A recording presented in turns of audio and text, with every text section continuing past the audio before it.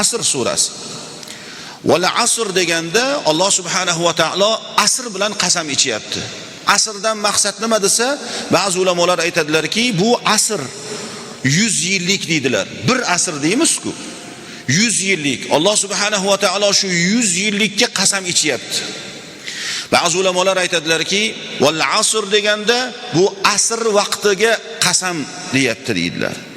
Vov bilan boshlanadigan suralar o'zi odatda qasam bilan boshlanayotgan sura bo'ladi.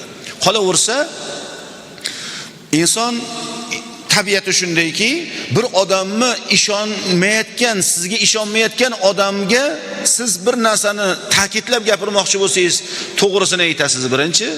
Mana shunday deysiz. Keyin u sizni gapingizga ishonmayotganligini bilganingizdan keyin qasamga o'tasiz. Qasam ichamiz keyin. Ishonmayapsanmi? Qasam ichaman deymiz. Bu yerda Alloh subhanahu va taolo qasam bilan boshlanayotgan sura bo'lganligi uchun bu Asr surasi ketidan keladigan oyatlar o'ta zarur bo'lgan masalalar bo'ladi. Chunki inson ham o'zi odatda xuddi behudaga arzimas narsaga qasam ichmaydi.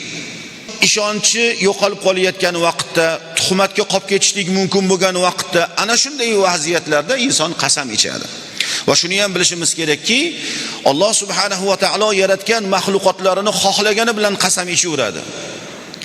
Ko'p unday oyiga qasam deydi, quyoshga qasam deydi, sizlar ko'rib turgan va ko'rmayotgan narsalarga qasam ichaman deydi. Demakki, Alloh Robbul alamin xohlagan narsasi bilan qasam ichaveradi. Ammo lekin banda esa, insoniyat esa qasam ichmoqchi bo'lsa, faqatgina Allohning nomiga qasam ichishligi kerak bo'ladi. Quyoshga qasam, oyga qasam degan so'z mumkin emas. Banda qasam ichadigan bo'lsa, Allohning nomiga qasam ichadi. Xudo haqqi deymiz-ku ba'zan. Ana shular qasam o'rnida eslatib o'tilinadi.